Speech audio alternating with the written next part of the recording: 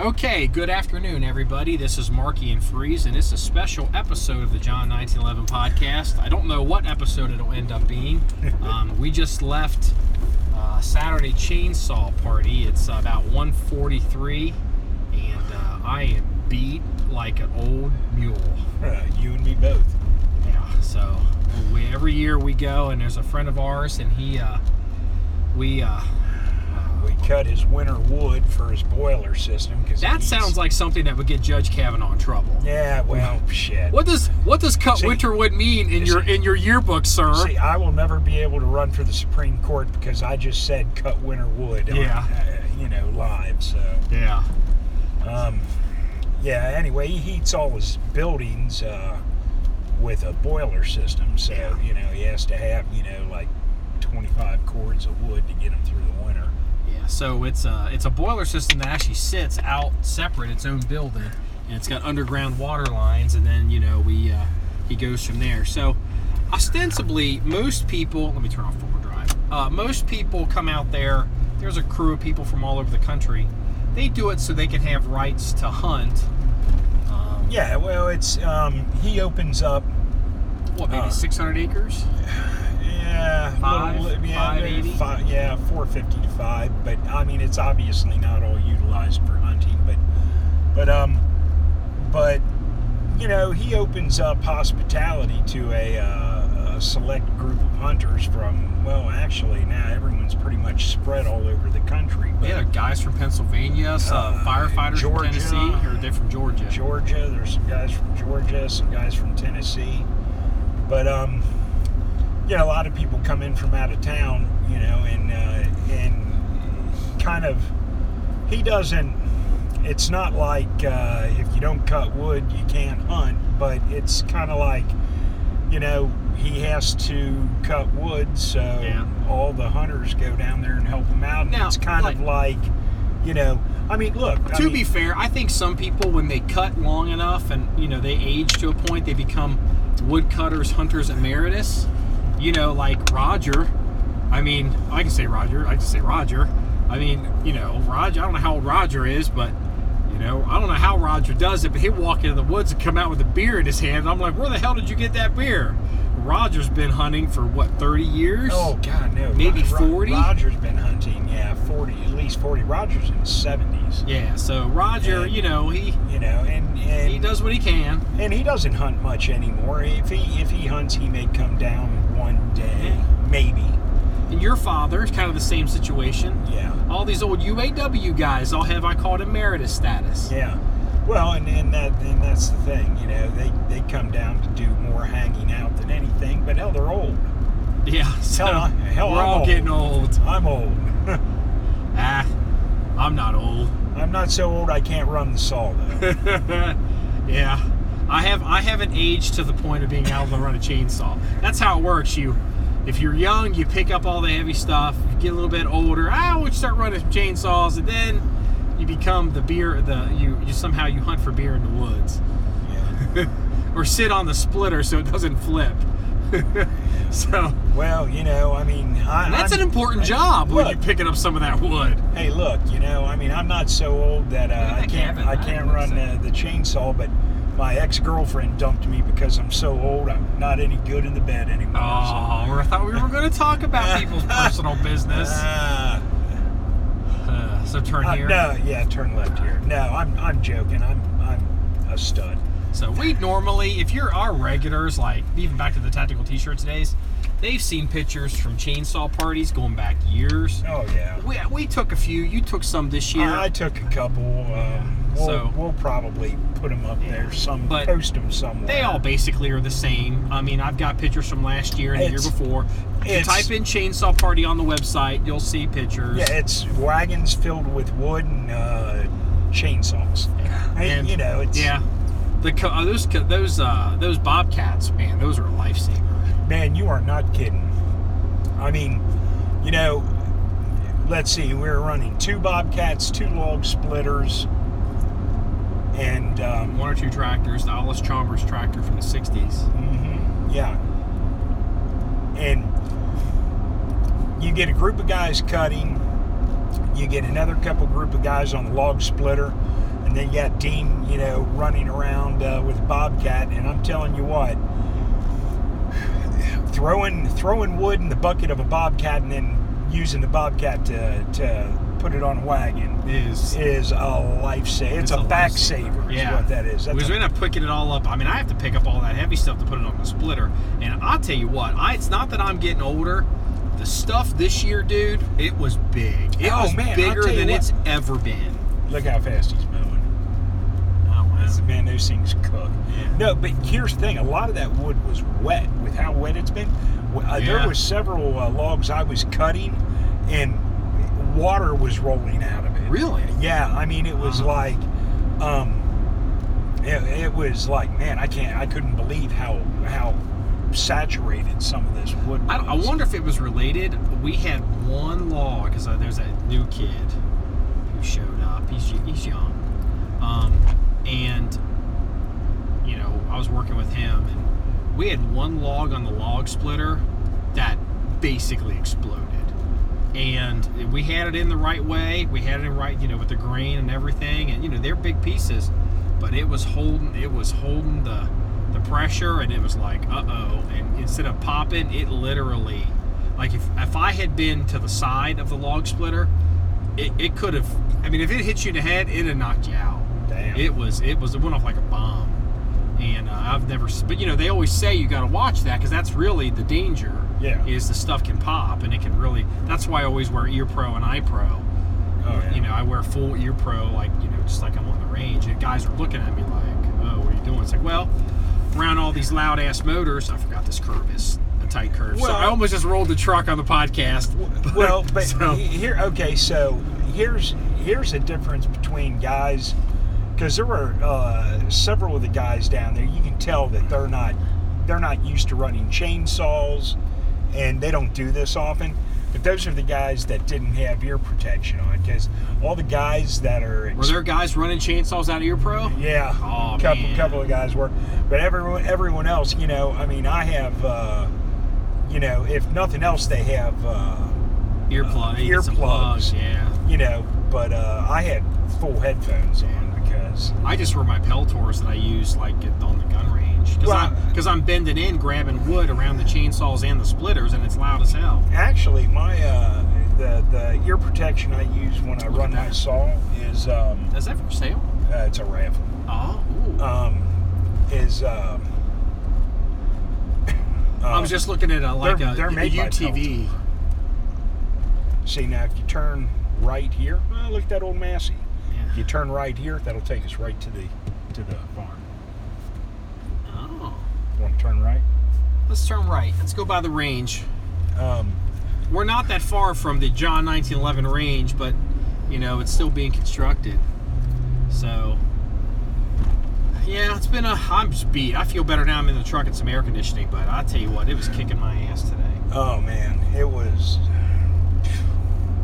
But I'll tell you what, now that we've kind of got through, old business, let's get to new business. And so this morning, when at your house, when your wife did not have the bacon cooked that we were supposed to have this morning.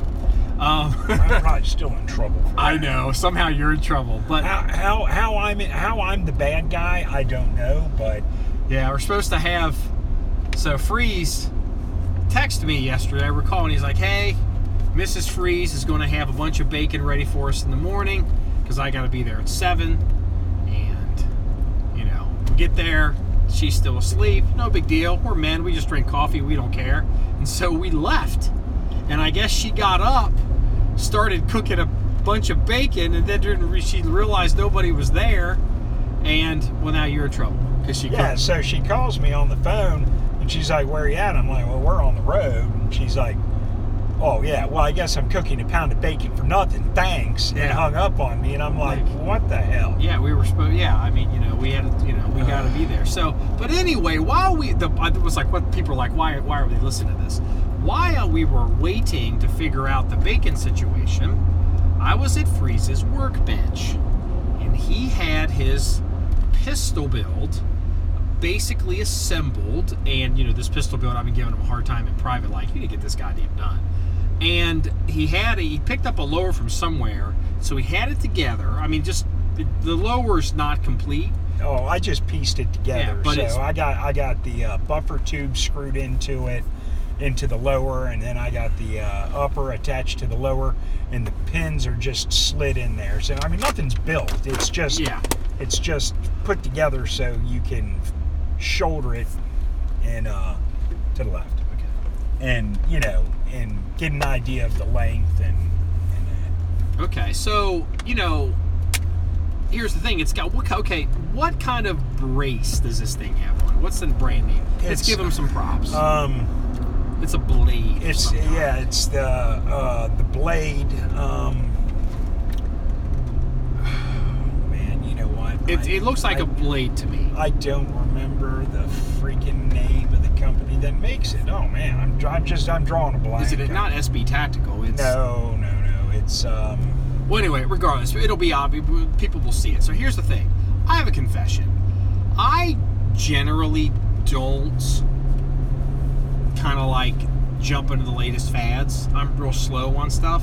And I have never, I don't believe, fired a pistol or a braced pistol or even really messed with them. It's just not it's like whatever, I'll just SBR it. Like, I appreciate you can buy something as a pistol because it's already cut back. You don't have to have the machine work done.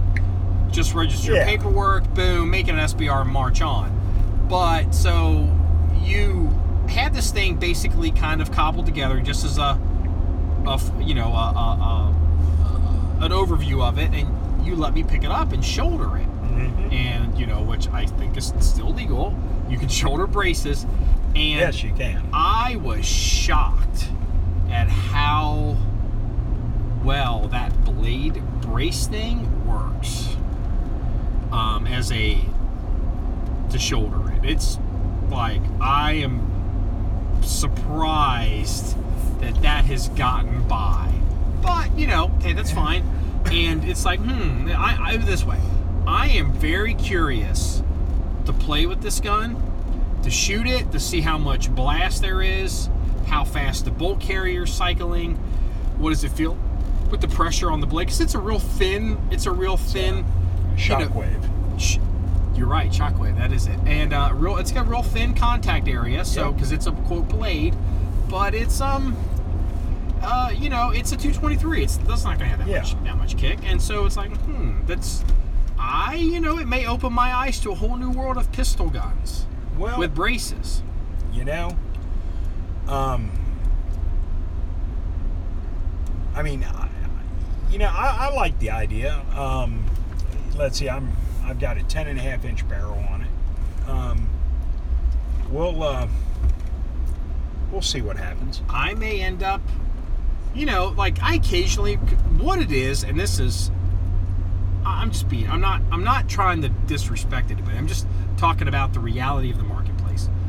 A lot of times on the secondary market, quote, the used market, you will see firearms for sale by people that, they put stuff together because they're bored with it and they want to move on to the next thing, or they're not that informed, and so they do stuff and they're not, they just don't understand why, the advantages or disadvantages. So anyway, you end up seeing, I just need money. I see a lot of pistol guns for sale used. Mm-hmm. You see a lot of those guns I generally ignore them because it's like, it's probably a put together and it's a pistol. Well, and I got to deal with a goofy brace, and I'm not going to spend the money on an unknown gun to SBR it because it's questionable provenance. Well, whoa!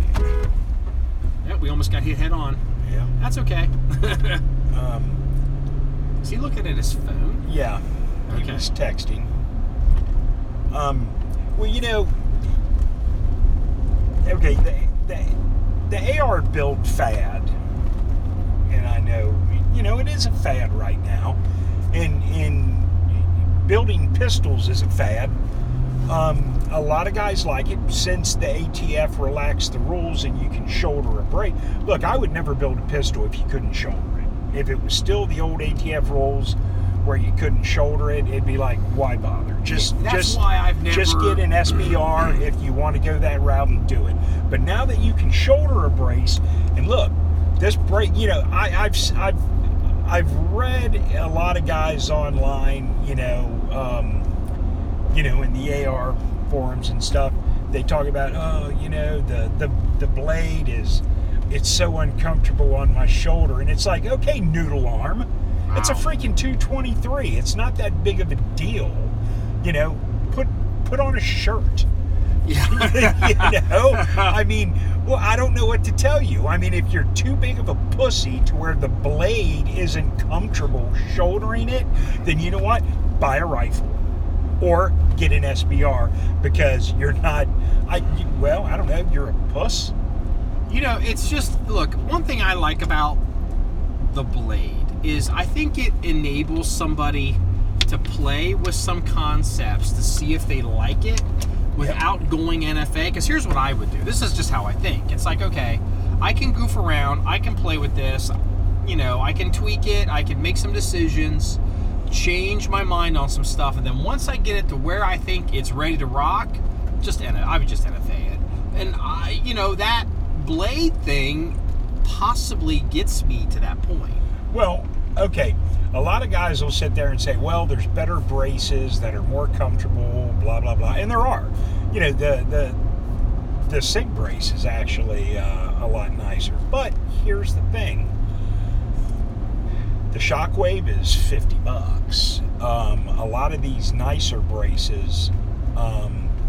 Okay, hold on a second here. Now, at this stop sign, we want to go straight. Yeah, I know where I'm at. Okay. I know where I'm at.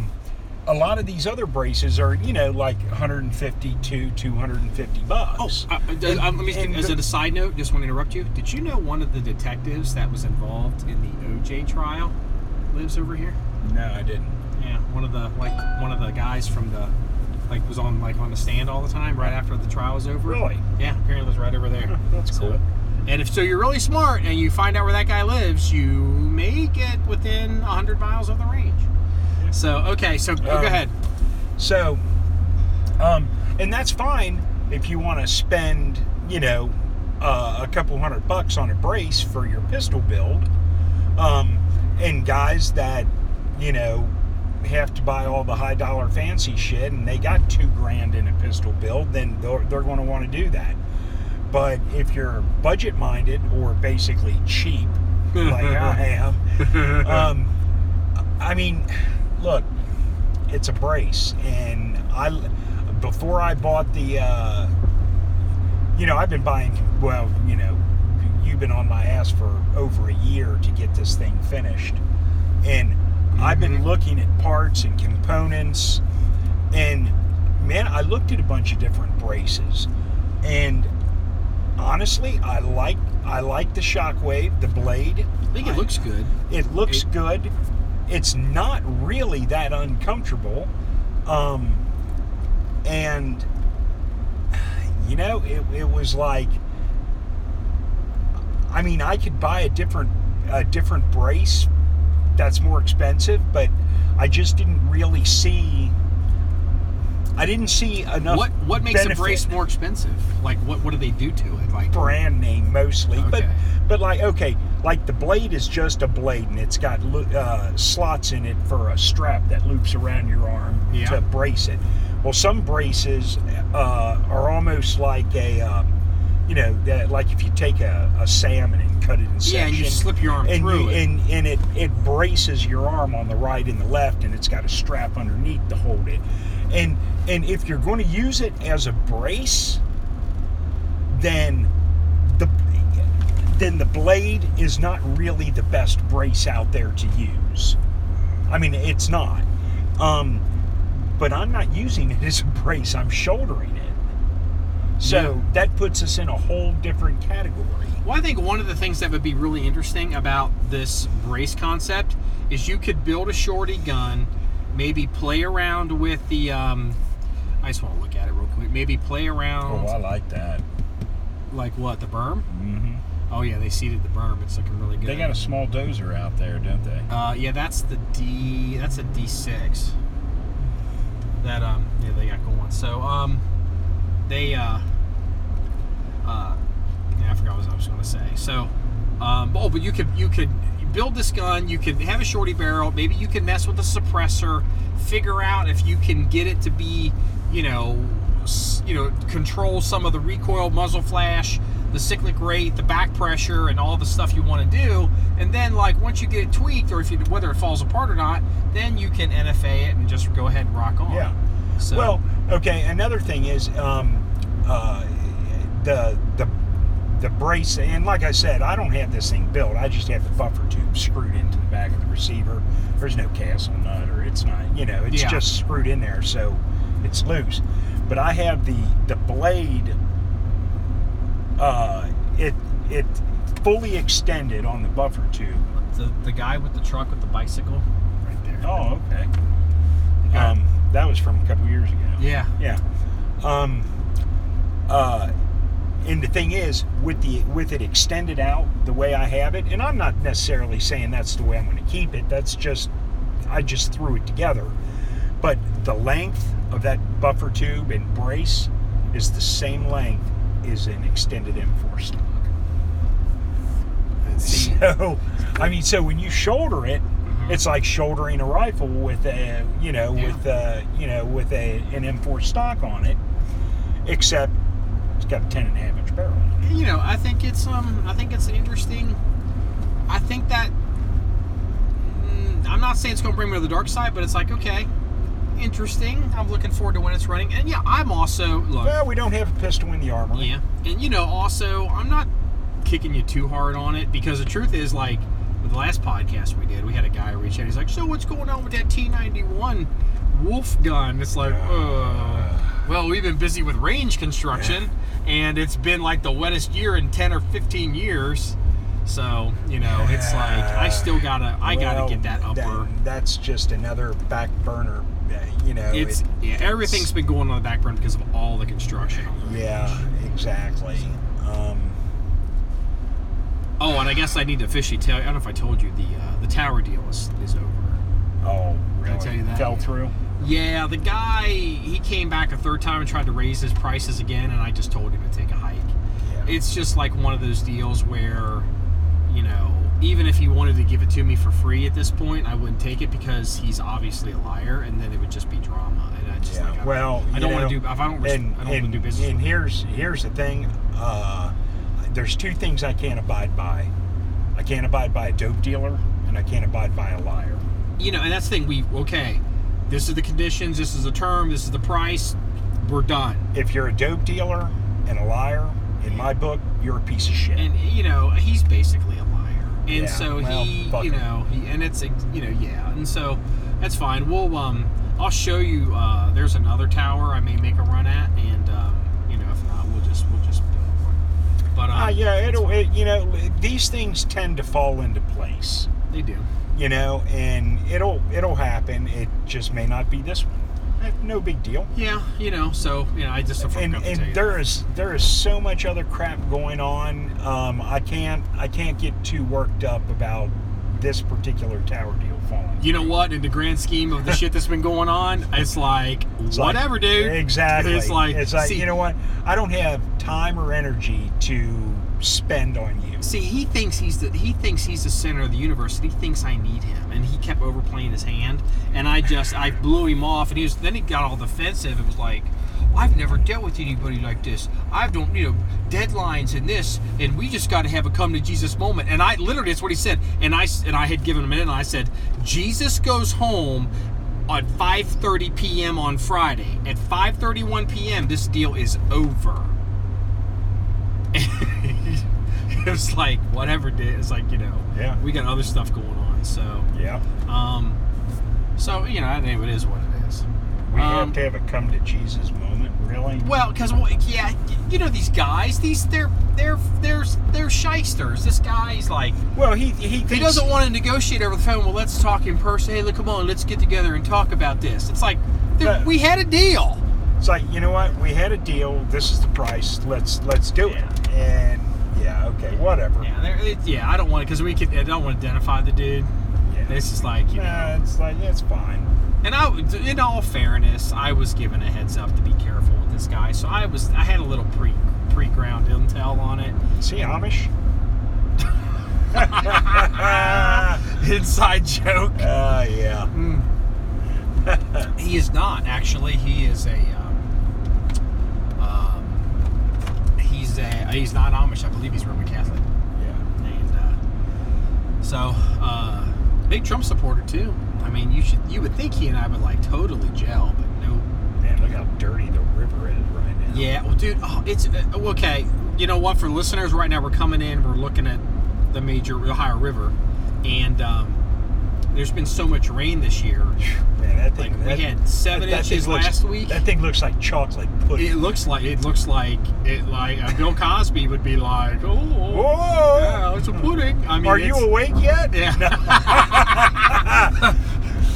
So we've had so much rain. Like, you know, we got 6 loads of gravel on the rifle range. We can't do anything with because the dozers can't move because there's just too much. Yeah, too much slime. We even cutting out at Mitchell's Range today. Oh my for the chainsaw God, party, yeah, it was sopping wet. Yeah. So everything's been getting. Actually, as a matter of fact, I think earlier this summer, one of these towns down here flooded by the river. Oh yeah. Well, actually, in the spring, the one down on the corner Look at this was. I thought it was a little car. Was totally underwater. Yeah. So all right. But So yeah. we're up to date. You now know about the tower. We got some other stuff going on. We really can't discuss right now. Some negotiations, but yeah, I think they'll be okay. Yeah, it's all good. They're all good. They're pretty serious, but you know what? The serious ones always have are usually the most rewarding. Yeah, but you know, I don't think it's as big a deal as you're making it out to be. I mean, it is a big deal, but I think everything will go smooth. But you know what? I just need to control the narrative because people are telling ghost stories. Yeah. Oh, by the way, there's that one cop that wants to meet us. Let me point to you his place. Apparently, he also has a gun license.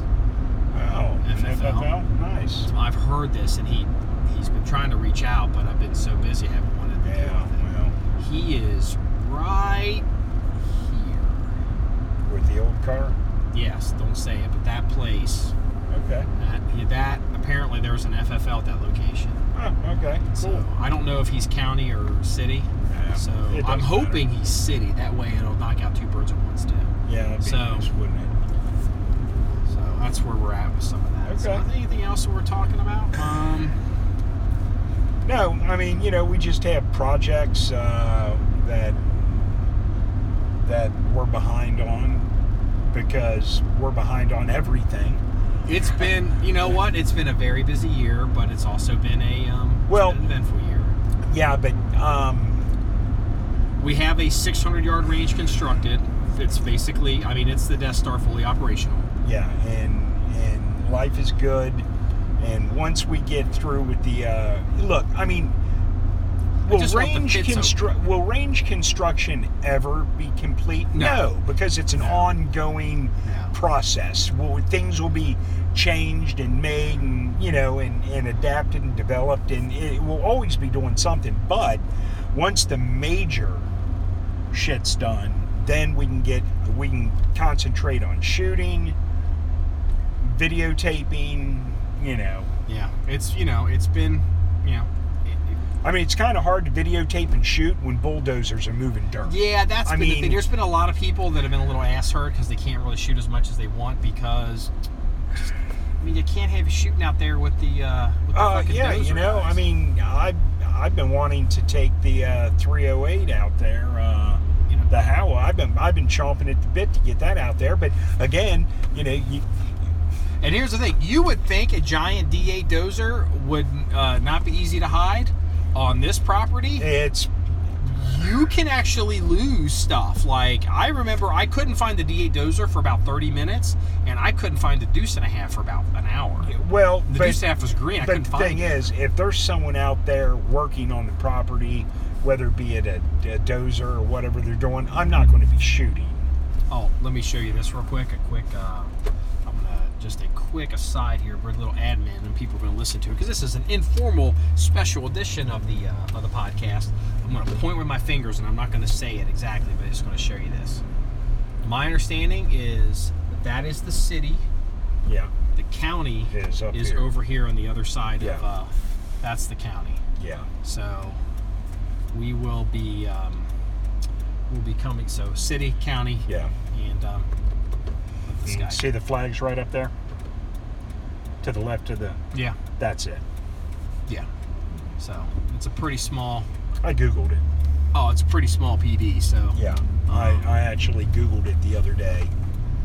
And it's like, oh, okay, I know exactly where it is. So the guy is a... I'm not gonna... We'll talk about it off air, Yeah, so yeah, we'll talk about it later. So, military. But look, I think it's all good. I think it's going to be good. You know, it's going to be interesting. You know, it's control the narrative. It's shut down the ghost stories. It has to be done, but you know what? I'll say this. I can say this. There's a story going around that basically this is so fucking out of control because these people don't know. But like that, I'm fucking Eric Prince, and they think. There's some people that think we're starting up like a Blackwater training center. I mean, it's like, and I mean the locals down here. I mean, I guess anyone who's familiar with small town communities know how the rumor mill just really can spin out of control. Mm-hmm. So people are thinking, they're thinking all kinds of shit, but. Yeah. But then they're calling the local law enforcement people, wanting to know why Blackwater's opening up in their backyard. Yeah, it's like crazy. So there's a series of sit down. Now, you would think, oh, well, okay, these guys just have they bought property and it's a private range, not open to the public. It's not a business, quote unquote. It's not like we're charging a fee to come shoot, and we're not selling, merch out the back door. Oh my Jesus, have you sold out merch? Yeah, I know. I threw that in there for your benefit. Okay. It's just two guys building a shooting range. But the problem is the amount of money we spent. They don't believe it. Exactly. And so even our contractors didn't believe it because I kept telling them, no, this is not a public goddamn gun range. Yeah. It's not. And the money was just... They can't believe that some people are spending this kind of money to build houses down here, and they can't believe that... Oh, yeah. Oh, we would have a huge fucking house. Yeah. And they can't believe that it's like two guys are spending this kind of money just to have a shooting range. Well, you know what? The sheriff was asking. He's like, so you're not building a house there, you don't live there? No. It's like, wait a minute. Does he think two fucking guys are building a house and living out there? Oh, shit. Really? Oh. Yeah, it was such an odd question because, I was like explaining some stuff and he goes, so, okay, let me be clear. You're not building a house. You don't live there. No. You're not planning on living there. No. But if you see a fat guy with the yellow banana hammock prancing around the yard, ignore it. Hey, don't ask, don't tell. God, wow. The thing is, that's an example of where, see, we assume that should be so obvious because we would just never look at those crates. That would be so. Nice. Those are very nice crates. Are those for free? I don't know. Dude, we could use those. Yeah. All right. You know what? I'd rather have the spools. We're always looking for stuff to put on the range. If we could get the damn gravel down. But anyway, stuff that we think is prima facie should be so obvious that whatever. But the thing is, look, if these people knew, I'm not trying to tell anything out of school or say anything about anybody or do anything like that. But I've worked in the training. There must be a speed trap up ahead, by the way. I've worked in the training community. You know what? They had a fatality down here the other night. That's the fatality that messed up the meeting. So there must be set up here. But I've worked in the training business, and there's some positive, but there's also some negative. And the truth is, the last thing I want to do is spend a bunch of time with a bunch of shooters doing stuff that I'm not growing from. You know what I mean? It's like I don't like it this way. I don't begrudge somebody who wants to go and coach your daughter's basketball team, but I'd rather be trying to get to the NBA myself. Does that make any sense? I'm still in that point in life where it's just I don't want to do that. Yeah. This is for us and other stuff that we're doing, and we're not trying to run. Oh, that was the other rumor. Yeah, NRA instructor. I almost spit my coffee out. Like, so we heard you were an NRA instructor. I was like, what the fuck? Well, okay, but being an NRA instructor is nothing. Yeah. Well, being an NRA instructor is so bad.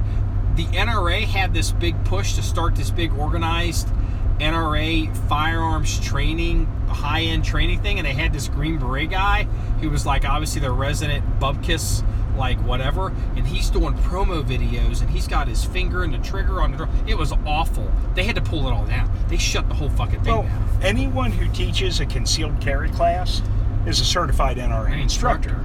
You have to be. That's part of the. I mean, that's like getting a driver's license. Exactly. Becoming an NRA instructor is nothing. It's like, oh, you're going to be big NASCAR driver. I guess you're like got your driver's license, right? It's exactly. Okay. No, my grandma has a fucking driver's license. Exactly. I mean, being an NRA instructor is like, so what? You know how you become an NRA instructor?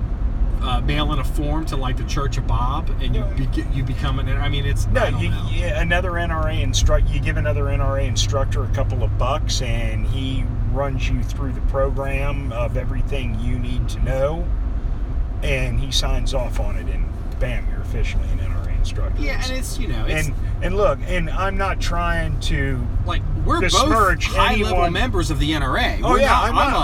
I'm two above life, whatever that is. I'm not. And I'm life. Yeah. I've given more money to the NRA than most people listening to this podcast combined. Yeah, and I'm not begrudging anyone who's an NRA instructor or besmirching them in any way. Let's keep it real. But let's be real. Anyone can become an NRA instructor. It's no big deal. Yeah. Today I do Windows. You know what I mean? It's like whatever. Yeah. Oh, they're tower.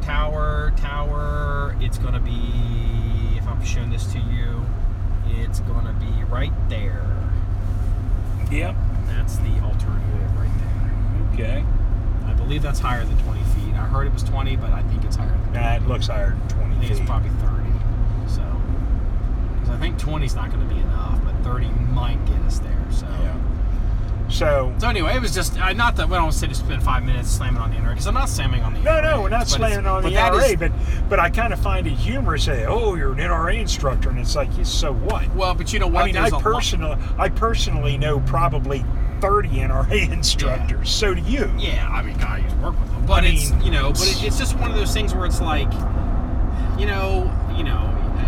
so I guess you're on social media, and then now you have a little range, so now you're going to open up a school, and now you're whatever, and it almost seems like it's almost a trope. It's like a step one, step two, and it's like people obviously have no idea. They don't understand what we're trying to do. No, and honestly, it really doesn't. It really doesn't matter that they understand, because it's none of their damn business. But unfortunately, we do have to have a couple meetings with a couple different people, so they do understand. Because the people that don't understand will be calling these people, and we need to make sure we're on the same page with them. The truth is, when you set up a facility like this, and this this always is the way it is. Mm-hmm. The cops end up at your front door. Whether it's the armory, the local cops are going to want to jump. The ones that are pro-gun and want to be gun people, there usually is a Venn diagram where there's some crossover between people that go in law enforcement and people like guns, and it's not that much of a stretch if your facility becomes a cop facility, and that's what's going to end up happening. And I have planned on that the entire time. We will absorb the local cops. Oh, I expected that. Yeah, so that's always been the plan. And honestly, not only I expected it, I actually welcome it. Yeah. So, and it'll be, it'll be, it won't be. We're not going to charge them anything. Oh no, because they don't have any goddamn money. Actually, if we charge them, now we're into a zoning issue. Yeah, it's so whatever. Even if we charge them $1, now we're in trouble with the county zoning office. It's just like whatever. It's so little money. No, it's and Oh, look at that guy. That is cool. We just saw a guy on a skateboard. He's boogieing and he's running his dog. It's pretty interesting. So, yeah. So I'd like to go fly fishing down here one day too. By the way, why? To try it. I mean, catch them at least. I wouldn't eat anything that's out of that. You're gonna fly fish in the river here? Why not? Where else am I gonna fly fish? Well, you'd be better off. Yeah, never mind. I was gonna say you'd be better off in. Did I tell you about the guy? I can be oblique about this. Did I tell you about the guy? I was back east on some business.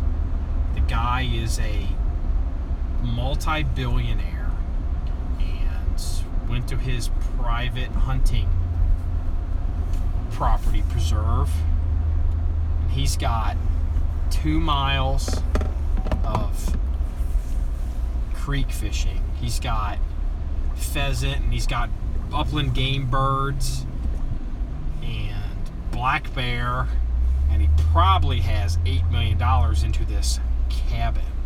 Damn. I tell you about this guy? No. Yeah. He's like, well, you can come here, and if you want to go, It's like, well, I appreciate that. We just met each other about 5 hours ago, and let's try not to. And then they all sat down and were talking about, how they're going to take over the world because, they're planning all their financial stuff. And I'm just like, I'm just going to sit here and look at your mountains. And I don't need to be part of the cool kid conversation. It's fine. Yeah. But very interesting guy. And if that works out, I think you'll really like this dude.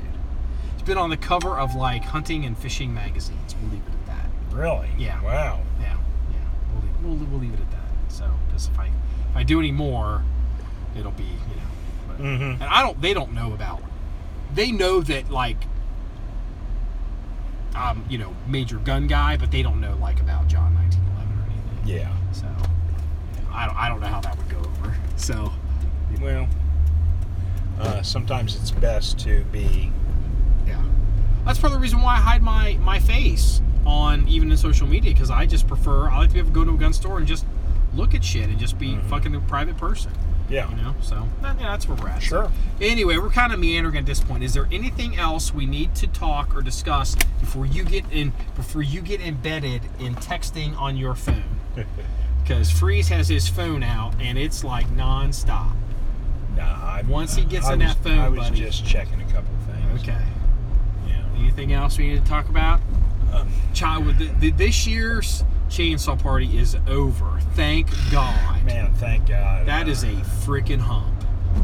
Man, and plus I've been scrambling for the past couple of days trying to get my saw together because my saw just battery-powered chainsaws are the future. Screw your battery-powered chainsaw.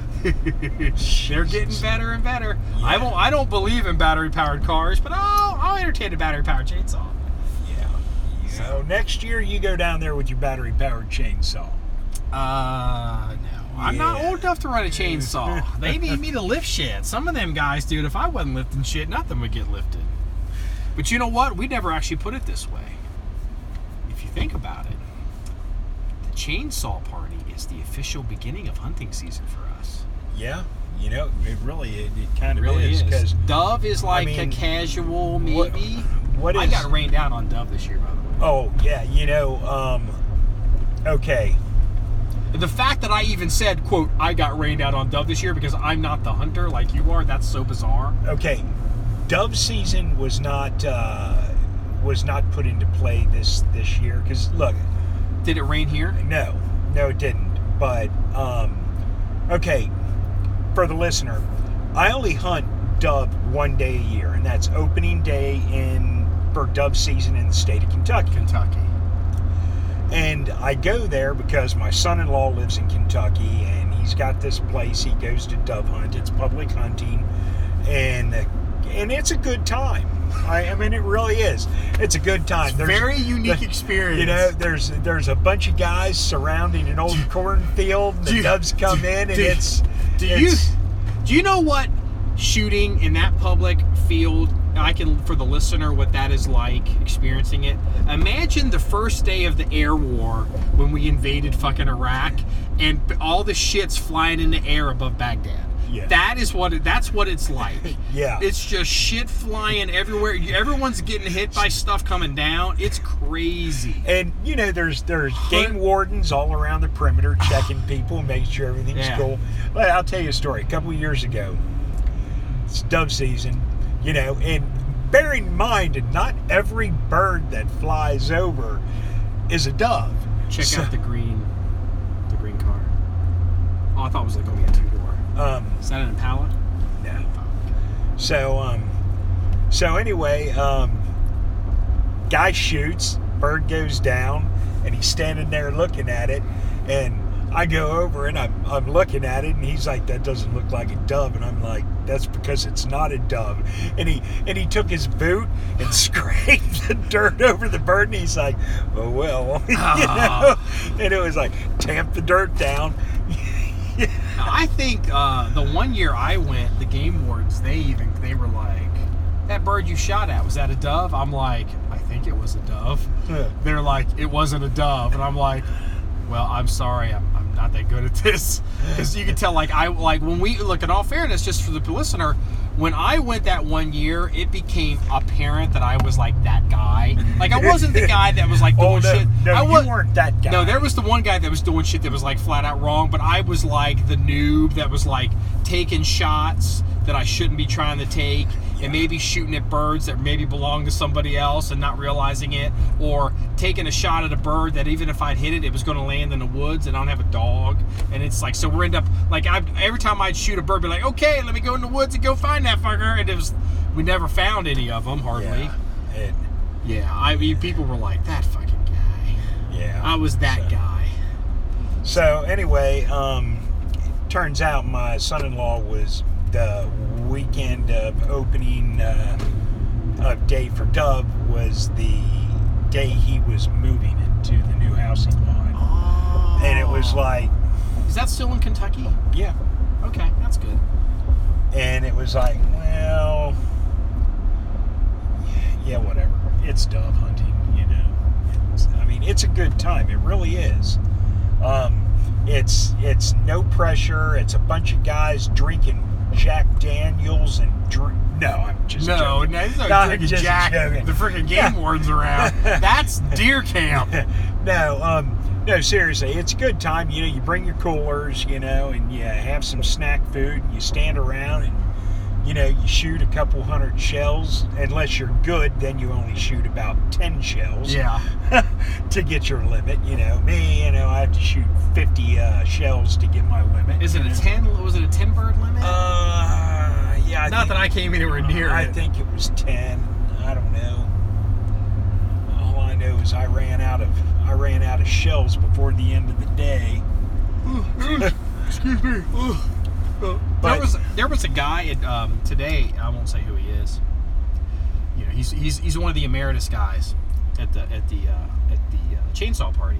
He's been hunting for a long time, and we're in the section of the woods. We're cutting down all this stuff. There's a lot of wood on the ground, a lot of trees down. Cutting it all up, and he's got a beer in his hand. He's looking around. He's got this twinkle in his eye, and he's reminiscing. And I'm like, "What are you thinking?" He's like, "Man, we've done a lot of crazy shit in these woods." And then he's proceeded to tell a story. He's like, "One time, I got so shit-faced. I was out here." Says, "I passed out, and I woke up. I didn't know where the hell I was." And I'm like, "Oh my God."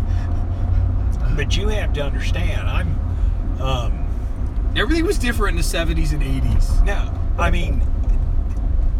I was 15 years old the first time I hunted that farm. Yeah. I'm 53 years old right now. I've been 53? hunting. Yeah, I've been hunting that farm a lot of years. Yeah. For example, there's trees we've cut down that weren't even alive when I started hunting. That's interesting. I don't think about it like that. Yeah.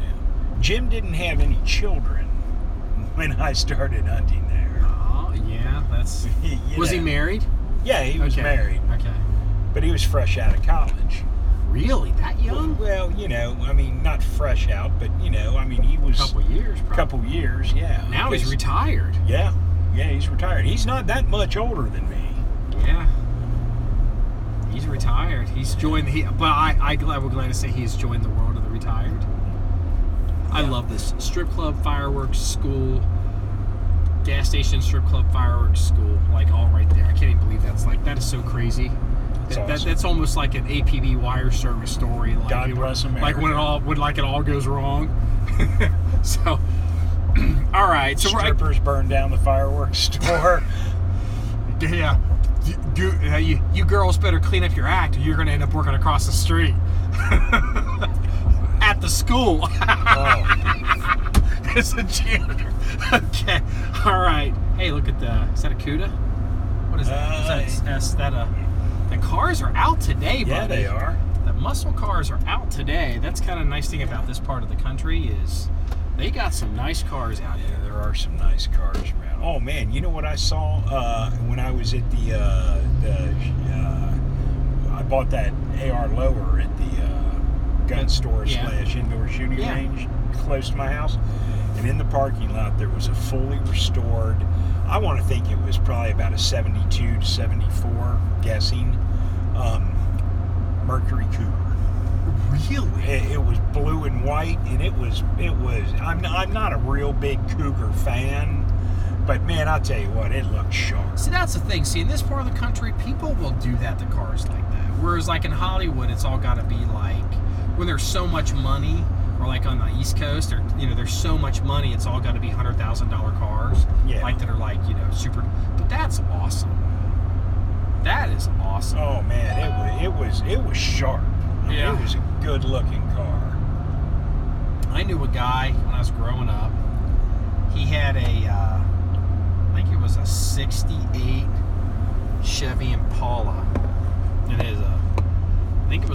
It was a two-door, so it was real cool looking. This car, man, it was a fucking land yacht. This car was so huge, and this thing was a monster. And he ended up, he was kind of, I mean, I'm being nice. He was kind of an asshole. Like really, some bad shit happened to him. But he was out speeding. I think he was drunk, and he ended up hitting a divider at about 75 miles an hour. And I remember he was talking about, he's like, I realized what happened. He's like, and the car was still running. And I was like, and I put it in reverse to see if I could get out of there, and then it died. And I was like, that's impressive. It was still running. A big old V8. I always loved that car. Yeah. I see this big old two-door Chevy Impala. It was a Chevy Impala. And, it wasn't like a real muscle. You know what? Today, the kids would think that's a muscle car. No, it's not a muscle car. No, but that car, dude, that car was like, it was heavy and a big motor. I mean, like, that car had a lot of torque. It was just a neat car. Oh, yeah. I mean, but here's the thing. Even the cars that weren't muscle cars back in the late 60s and early 70s were fast. Yeah. I mean, the young kids today think all these little Jap cars are, that they zip around and they think they're, man, I'm telling you what, a good friend of mine, he's retired PD, actually got hurt. I told you about him. He got hurt and they retired him out. The city? No, sheriff's office? No, the small town? Local small town. Okay. I don't want to say the name of it. Small town. But anyway, 28 years on the job, not a scratch. Hurt himself doing yard work and had to get retired. Fuck. Yeah, flipped his lawnmower off a retaining wall and broke his back. Anyway, I grew up with this guy, good friend of mine. And anyway, I remember, I don't know, freshman, sophomore in college, maybe. Mm-hmm. He's always been a car guy. Yeah. Always been a car guy. He shows up at the house one day with this, he's like, man, look at this car I just bought. And I'm like, okay. So we go out, and it's lime green. I said, man, that's a Mach 1. And he's like, oh no, it's not a Mach 1. He said, look at it. It was a Boss 351. Holy Bought it from shit. some old lady. It was I want to think it was like a 71 or a 72. Boss 351, and we rode around in that all day, and it was just like, damn, that thing was just, I mean, wicked. Wow. Did they didn't they reissue those recently? And didn't they just reissue the Bullets as well? Didn't they just did the Mustang Bullet? You know, I don't know. I mean, Ford's been doing all kinds of crazy shit. I mean, they've got Cobras. I think they do. They've always had Cobras. Yeah, well, I mean, they're redoing with the new whole Mustang thing. They're doing Cobras. I think they might have some Bosses out there. I think there's and I think they just came out with a limited Bullet car. I thought was pretty cool. And here's the thing now, because when I used to have a Mustang, the Mustangs, there's no traction control in them or anything, and I mean, you just slide all over the place. Apparently, all the Mustangs now have lots of electronics, and I don't know what PV that is. That's a Greendale cop. Oh, okay. He's been behind us for a while. You know what? He might be Greensburg. Oh, okay. Which means I don't even recognize that. Huh. Okay. He paced us for a little bit. He was running the plate, seeing the CCW, and he was like, okay. And then he decided we're going to move on. So, and we're having a good time and laughing and talking, not looking at him. So he's like, well, fuck, they're not even nervous. But anyway, there's some cool. The Mustangs now. There's some cool cars that they're doing, and they're making them so that they're more raceable. They're more, you can get into them more and not have to be an expert driver. Because the big problem with the Mustangs has always been they just break loose on you. There's a similarity between a Mustang and a Viper, and as far as like people get in trouble in them because they don't understand how the car handles. I mean, it's way different on the curve. Like the Viper's the 10, and the Mustang is like maybe a 6, but the people they think the Mustang is like this, they don't realize how loose those cars are on the back end, and they get away from. That's why Mustangs are famous for crashing. That's why Ford was forced to put traction control in. Well, and the truth is, and I'm not talking about today's cars, because today, in the day and age of 500, 600 horsepower engines, everything's different. But if you go back into the late 60s, early 70s, Mustangs never were fast cars. No, they had little engines, 289s. I mean, they were not. They never were fast cars. Everyone wants to talk about how bad the Mustang was. The Mustang wasn't shit. It was not a muscle car. Any Camaro, any Pontiac would just smoke Mustangs. The Mustang was more of like a attainable, convertible sports car. Yeah, they were not a fast muscle car. But with that being said, compared to today's cars, the Mustang was a fast car compared to the average car that drives around. Yeah, I knew a guy when growing up. His first car, his father had bought him a Mustang Fastback. I don't remember what year it was. It was totally redone, and it just had a 289 in it. It was not a big car. Like, it wasn't a. It was a car that was cool, and it was a car that like the chicks liked, and it was a car the old men liked. But he wasn't racing shit.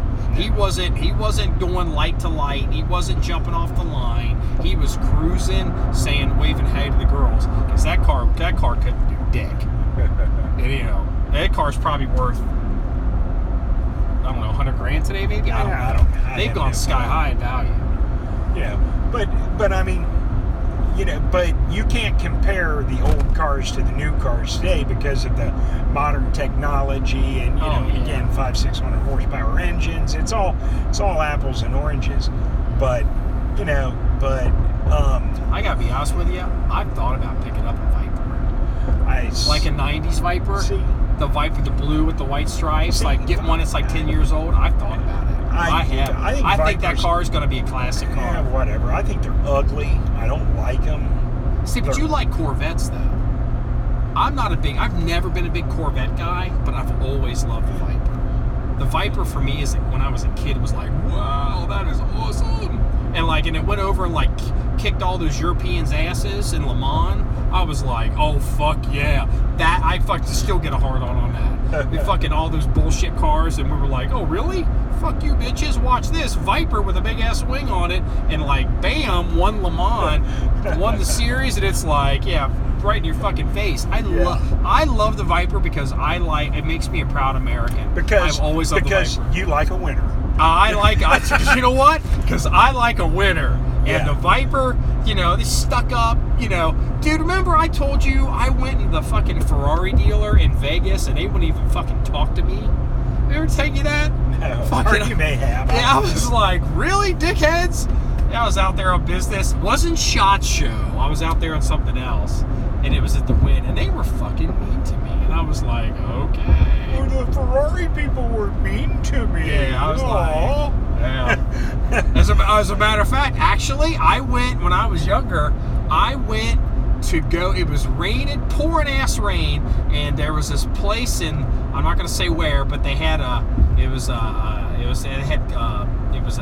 Corvette dealer, and all these old men sitting around, pouring ass rain. This kid walks in. Of course, I got a pocket full of fucking money, and they wouldn't even fucking deal with me. So I walked across the street, and so again, I'm a young man in my 20s, and there was a BMW place over there, and there was a woman. It was pouring rain. I was just looking at cars, and I explained to my situation, and this woman, I've told this story. She was probably, I don't know how, I was young, 20, I don't know, 25, Yeah. and she was probably 45, smoking hot. Like, it was like some out of like a movie, different, like odd, and she was like, let's go. Took me on a test, like she let me drive that car in the rain, show me all this stuff. Of course, I was such a little kid. I was just like, I'm like, oh my God, you're so hot. Like, like I always wondered, like, I wonder what it would be like if I ever ran into her today. She'd be probably in her 70s. And, but I always was impressed that the BMW people, they took me seriously, and the Corvette people, those old men sitting around fucking playing pinochle, being dick faces. And I was like, that's fucking what's wrong with your brand. Right there, buddy. They didn't see. Well, I have a very similar story. And this goes back. And I ended up buying a BMW at one point. This goes back 25 years. This is before we built our house. When we were living, our condo that Did I know you then? I don't think I knew you then. Well, we were looking to buy a condo. Yeah. And right up off the loop, there's a set of condos. Yeah. And anyway, we'd been at the park, and it was fall. We were at the park walking. We're in sweats. I'm wearing sweatpants and a sweatshirt, and Mrs. Freeze is wearing, I don't know, A bikini. A bikini, yeah, with rabbit fur on the cups of the, But anyway, so we're coming home, and she's like, "Let's stop in there and check them out," because we were shopping for condos, and we stop in there. And the salesman was he gave us the time of day, but it was almost like the reaction he had dealing with us was like he stepped in dog shit. It was just like, he was just like, yeah, these people, they come in here wearing sweats, they're not interested, they're tire kickers, I'm wasting my time, blah, blah, blah. And so we looked at a couple of the models, and it was just like, whatever. So we're driving home, and it was just like, man, that guy was a dick. He obviously wasn't interested in dealing with us at all. So the condo that we bought, like, I don't know, like a week or two later, we checked this place out, and we go through with, the realtor person that shows us in the community. We were buying a unit in the last building to be built in the community, so it wasn't totally complete, and we liked it. Well, there was some people living downstairs on the first floor. We were looking at a third floor unit. Mm-hmm. And after we got done with the realtor, and we're like really liking this unit, and we ended up buying it.